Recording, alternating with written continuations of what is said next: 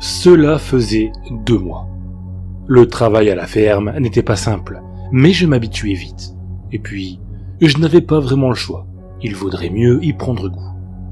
Georges et Lydia se sont montrés bienveillants avec moi. Et bien sûr, je ne les ai jamais informés de notre lien de parenté. À leurs yeux, je n'étais qu'un parfait inconnu qui avait débarqué chez eux en cherchant du travail. Paradoxalement, ça m'a fait du bien de trouver un peu de stabilité pour avoir le temps de réfléchir à toute cette inconstance. J'ai pu vite m'apercevoir que je n'étais pas le seul garçon de ferme qui travaillait ici. Il y avait un autre jeune homme, probablement même un peu plus jeune que moi, prénommé Elliot. Elliot était plutôt taciturne, mais souriant. Je pense qu'il était juste timide. Il avait ce tic nerveux qui lui faisait cligner de l'œil de temps à autre. Ça surprenait un peu au début, et puis on n'y faisait plus vraiment attention, au bout d'un moment. On travaillait chacun de notre côté la plupart du temps, mais il arrivait parfois que l'on partage certaines tâches. Quand c'était le cas, on n'échangeait pas beaucoup en paroles, mais on était assez coordonnés. Elliot vivait à l'écart de la ferme, dans un cabanon que Georges lui avait mis à disposition. Il mangeait le repas de midi avec nous, mais se retirait dans son cabanon pour la plus grande partie de la soirée généralement. La routine s'est rapidement installée, et même si je parvenais assez bien à m'adapter, je nourrissais toujours l'espoir de pouvoir revenir à mon époque. Au début, je me suis dit que revenir au cimetière, comme je l'avais fait juste avant d'être propulsé dans le passé, pourrait me permettre logiquement d'inverser le processus. Sauf que pour ce qu'on en sait, toutes les histoires de voyage dans le temps peinent déjà à présenter un tant soit peu de logique tangible, alors vous pouvez vous douter que cela n'allait pas avoir l'effet escompté, dans mon cas. Manifestement, j'allais devoir me creuser davantage la tête pour trouver une meilleure idée.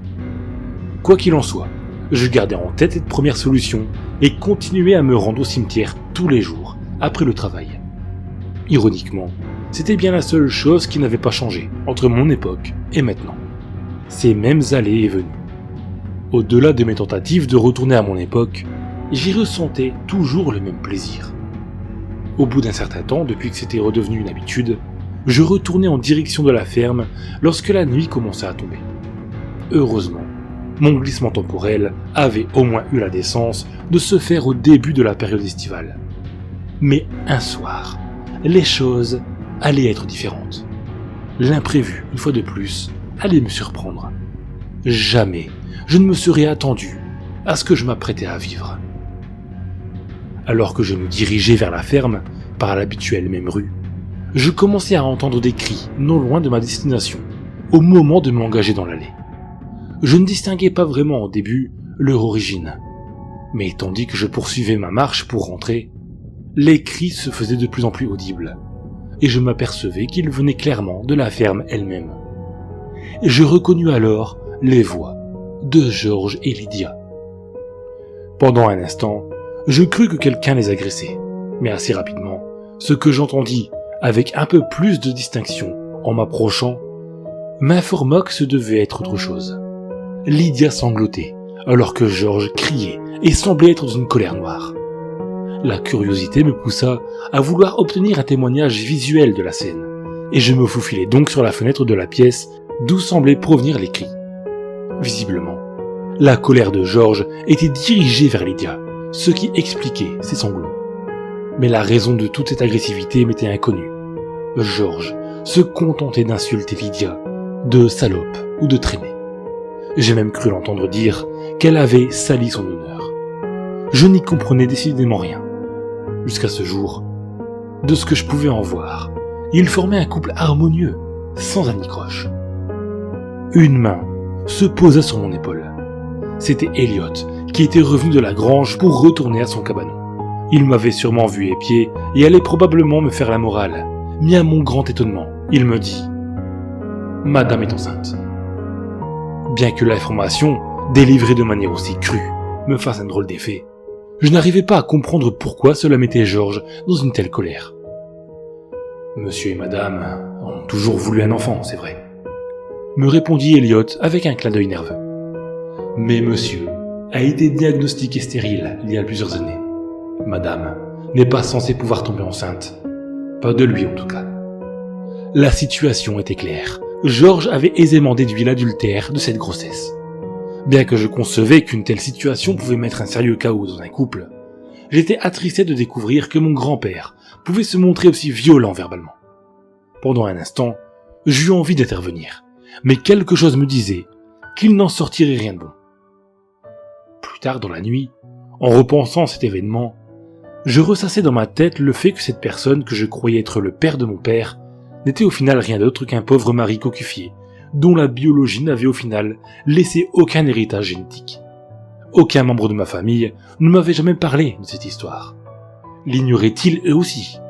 Toutes ces questions me taraudaient et m'ont tenu éveillé une bonne partie de la nuit. À partir du lendemain, les jours, puis les semaines, se sont poursuivis dans la même routine. Le seul changement était l'animosité presque constante de Georges envers Lydia. Elliot et moi, nous sentions bien qu'il se retenait de lâcher ses nerfs sur elle. Ça aurait pu être une bonne chose si, pour le coup, il n'avait pas pris l'habitude de se montrer des plus désagréables avec nous afin de compenser sa colère. Je faisais profil bas. Je m'estimais déjà heureux que Georges ne m'ait pas foutu à la porte sur un coup de tête à cause de tout ça. Mais au final, je me dis parfois qu'il aurait peut-être mieux valu. Un soir, que la nuit était déjà tombée depuis un bon moment, Georges semblait ne plus pouvoir vivre dans ce malaise et décida de laisser éclater sa colère sur Lydia, plus qu'il ne l'avait jamais fait auparavant. J'étais déjà remonté dans ma chambre à ce moment-là, et l'air était vibrant. Je ne suis pas très courageux de nature, mais je voulais au moins tenter de m'interposer. Au moment d'ouvrir la porte, j'entendis autre chose que des cris, un bruit témoignant du nouveau seuil de gravité que l'attitude de Georges avait atteint. Une gifle, puis des coups. Je regardais depuis l'étage. Georges malmenait Lydia, la frappait, l'insultait, déchaînait toute sa rage sur elle. J'étais horrifié. Je n'avais jamais été témoin d'une scène aussi violente. Tenter d'approcher Georges à ce moment-là serait certainement dangereux, mais je ne pouvais pas laisser Lydia subir tout cela. Alors que j'interpellais Georges, tout en descendant l'escalier, celui-ci se retourna immédiatement vers moi, avec un regard des plus noirs. Il se jeta dans ma direction avec la même rage qu'il avait libérée contre Lydia. Il se mit à me frapper à mon tour, en me criant en visage. « C'est toi! C'est toi! Comment tu as pu? Je vais te tuer !» Je fus surpris par ces paroles. Puis je compris qu'il devait m'accuser d'être l'amant de Lydia. Il avait clairement perdu toute lucidité et cherchait visiblement à se défouler. Mais sous la pluie de coups de cet homme à la carrure d'un golem, je n'avais aucune chance de me défendre, et j'ai vraiment cru que j'allais mourir. Quand soudain, Georges se stoppa net. Il est resté immobile pendant un instant, puis il s'est écroulé de tout son poids sur moi. Elliot trouvait derrière un couteau à la main. Du sang coulait sur la lame. Georges ne bougea plus. Il donnait l'impression que sa colère était restée figée dans l'expression de son visage. Elliot m'aida à m'extirper de sous le corps de Georges, et alors que je reprenais mes esprits, j'entendis la voix de Lydia. « Mon amour, merci, merci. » Je me tournai dans sa direction et constatai qu'elle enlaçait et embrassait Elliot. « Tout va bien, ne t'inquiète plus, » lui disait-il. Je mis un instant avant de comprendre. À peine venais-je de perdre celui que je croyais être mon grand-père, que je me trouvais en présence de la personne que je n'aurais jamais soupçonné qu'il puisse l'être. Mais la scène qui se jouait devant moi tendait à me prouver le contraire. Elliot serait le véritable géniteur de mon paternel. À ce stade, je ne sais pas si je devais voir cela comme un signe. Mais je commençais de plus en plus à voir ce glissement temporel comme un phénomène qui m'est arrivé pour une raison, comme si quelque chose de plus grand que moi avait décidé de me montrer une vérité que je cherchais. Ou bien c'était juste une version de la vérité, telle que j'aurais pu l'imaginer, au même titre que les dizaines d'autres lorsque je me questionnais à propos de la vie de mes grands-parents. Quoi qu'il en soit, sur le moment, je n'avais pas le temps de philosopher. J'étais toujours assis sur le sol, à moitié abasourdi. Et Elliot s'était penché sur moi. Un clin d'œil nerveux le prit, puis il me dit « On doit s'occuper du corps. » Il avait décidément une manière très crue de dire les choses. Je restai sans voix pendant un instant, ne sachant pas trop quoi répondre. Mais Elliot me rassura. « On est impliqués, tous les trois. me dit-il. Faut qu'on se serre les coudes. Il m'expliqua alors une idée qu'il avait eue pour se débarrasser du cadavre, qu'il avait vu ça dans un film, La mort aux trousses, où des personnages tentent d'en assassiner un autre en le forçant à être ivre et en le mettant au volant d'une voiture sur une route à flanc de falaise. Le plan d'Elliot consistait à s'en inspirer, excepté que la personne n'était pas ivre, mais morte dans notre cas de figure. Le but étant que son corps puisse être retrouvé dans ce que les gens croiront être un accident. Je n'étais bien sûr pas du tout emballé par tout ça. À vrai dire, qui le serait? Mais je décidai de m'adapter. Elliot m'avait sauvé la vie après tout. Nous prîmes la voiture de George avec son corps à l'arrière, tandis que Lydia était restée à la ferme pour nettoyer le sang. Je vivais la nuit la plus intense de ma vie.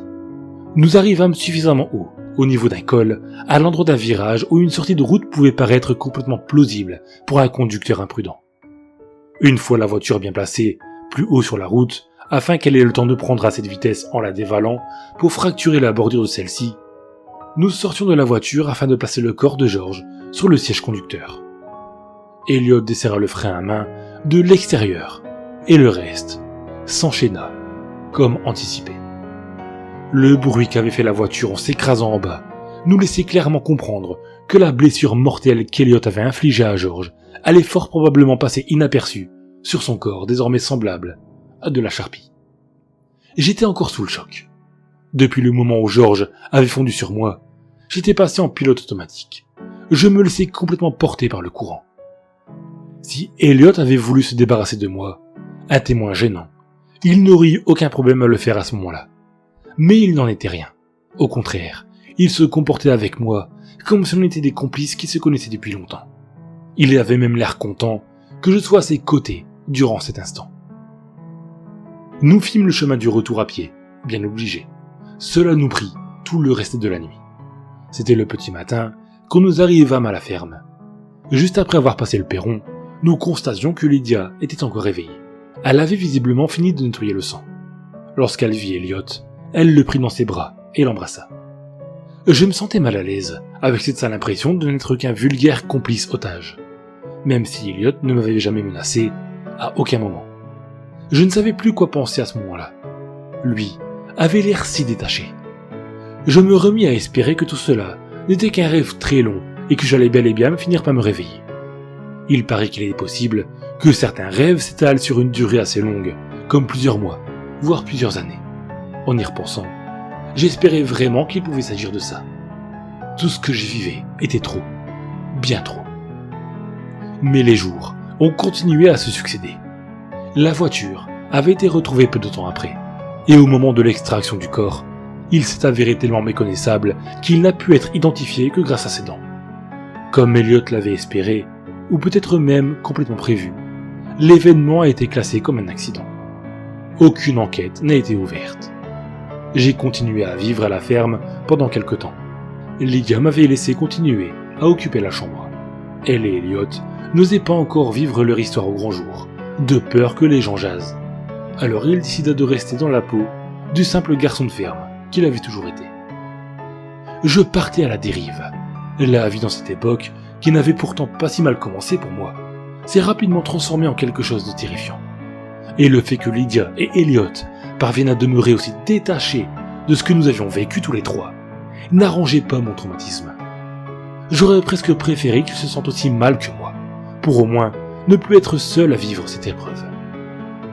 George s'était avéré être un sale type, mais je ne pense pas qu'il avait mérité ça. Soudainement, j'ai pris conscience de quelque chose. Je n'avais plus fait d'escapade au cimetière depuis son inhumation. Je n'avais même plus la tête à trouver ce genre de lieu attrayant, probablement parce que mon rapport à la mort avait changé au-delà de tout ce que j'aurais pu croire. Et pourtant, ce jour-là, je sentais que je devais y aller, plus que n'importe quel autre jour. Je devais au moins voir la tombe de George une dernière fois. Je me mis donc en route. Une fois sur place, je me plaçai devant la sépulture. Je restais stoïque à la regarder pendant plusieurs minutes. Il faisait froid, et l'hiver n'allait pas tarder à montrer le bout de ses flocons. Et c'est à ce moment-là que c'est monté. Le craquage. Des larmes coulèrent sur mes joues. Tout ce que j'avais gardé en moi se libéra. L'ironie était plus que parfaite. J'étais allé à la tombe de mon grand-père des dizaines de fois, avant que tout ceci m'arrive, sans lâcher une seule larme. Et me voilà dans une situation semblable à ces dizaines d'autres, incapable de retenir le moindre millimètre cube de pleurs. J'en vins même à me genouiller pour prendre ma tête dans les mains. Tout ceci s'avéra finalement très cathartique. Mais tout s'arrêta quand j'entendis une voix étrangement familière. « Hé, le jeune, faut pas rester là. Vous allez vous cailler les miches. » Je restai figé un instant en reconnaissant cette voix. Je me retournai alors pour constater, comme pressenti, la silhouette du vieux Gaston, au loin, qui me faisait signe en souriant. « C'est pas parce qu'on vient de sortir de l'hiver qu'il faut rester aussi longtemps dehors le soir. » Je faillis hurler de joie. Je n'arrivais pas à y croire. Sa présence était bel et bien la preuve que j'étais parvenu, je ne sais trop comment, à revenir à mon époque. Ma première réaction fut de courir vérifier le portail du cimetière. Je dois dire que je n'avais jamais ressenti une telle euphorie en passant mes mains sur la rouille rugueuse du métal froid. Je n'avais plus de temps à perdre. Je fonçais retrouver la maison de mes parents. Je ne savais pas encore si j'allais leur raconter tout ce qui m'était arrivé, ou si j'enterrerais ça à jamais dans les tréfonds de ma mémoire. Mais tout ce que je voulais à cet instant précis, je l'avais là, enfin. En sortant hors du cimetière, je fis un signe de revoir au vieux Gaston. Celui-ci me répondit par un signe de la main, et par un clin d'œil. Mais un clin d'œil étrange, par le genre qu'on en fait, sur commande.